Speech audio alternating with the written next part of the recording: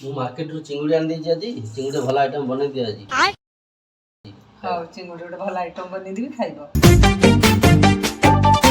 ପାକଳ ମୋର ମୂଲ ତୁ ଫଗୁରାଣୀ ତୋ ସାଥେ ଲେଖା ମୋର କେତେ କାହାଣୀ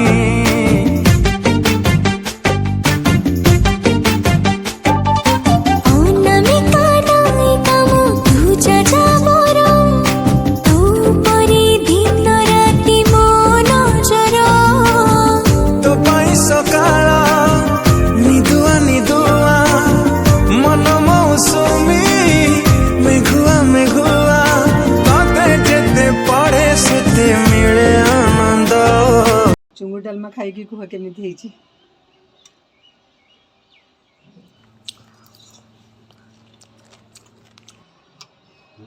ବହୁତ ଟେଷ୍ଟ ହେଇଛି, ବହୁତ ଟେଷ୍ଟ ହେଇଛି।